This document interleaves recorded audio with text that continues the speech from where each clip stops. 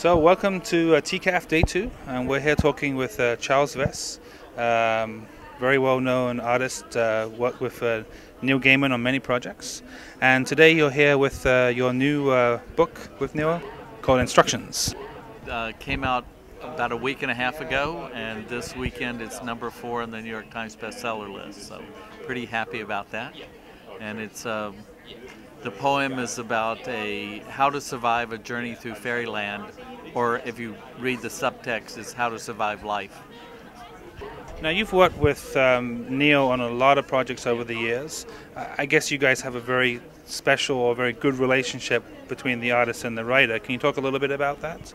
Well, we've done various projects for almost 20 years, probably is 20 years, and we've both read in depth into fairy tale and mythology, and we can sort of talk shorthand when we're discussing stories. And I know as an artist that it's better to work with really good writing. It pulls things out of you would never expect, and he really sort of trusts the things that I will do. I added lots of elements to this story and also to the Blueberry Girl book, and it's quite fun.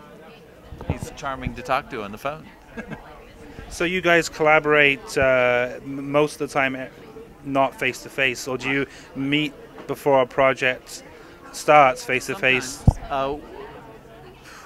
There's so many projects. We have one project we worked on. I went to visit him at his home, and we walked through what is 100-acre wood, Pooh land, and we discussed the books of magic. But most of the time it's over the phone. We began before there were emails, when we were calling each other or faxing, old-fashioned faxing. Nowadays we'll talk a little bit and send JPEGs back and forth or whatever. So there's he's traveling all around the place, and I'm moving around some too, so it's easier to do phone or email.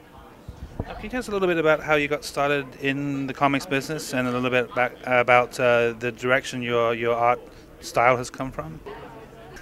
Well, back when the dinosaurs were young, and I was walking into the door, I moved to New York City in 1976, and I was sharing an apartment with Michael Kaluta, who was a very well-known name in comics, and he was sharing a space with 3 other artists.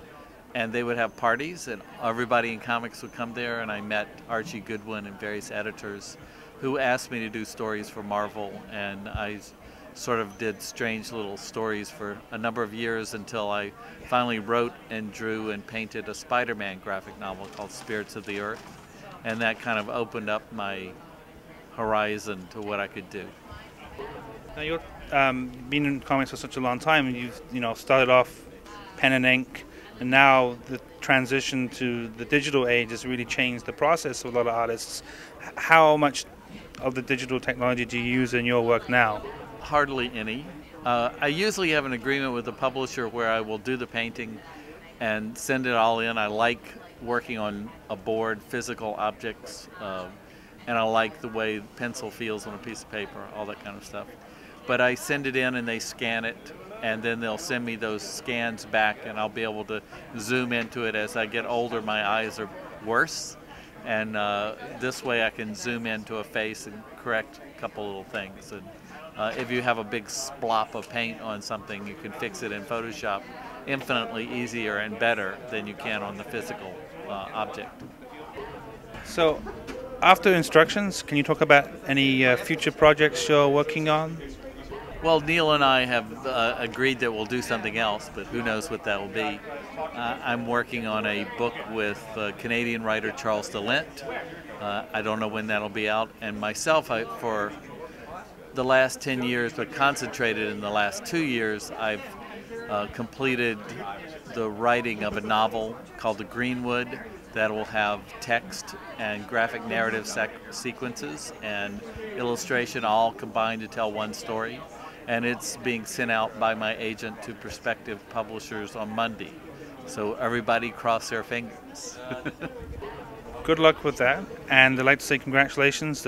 Instructions is doing very, very well, and thank you for coming to Canada to see us. My pleasure. Thank you. And that was Charles Vess. We're here at TCAF, day 2.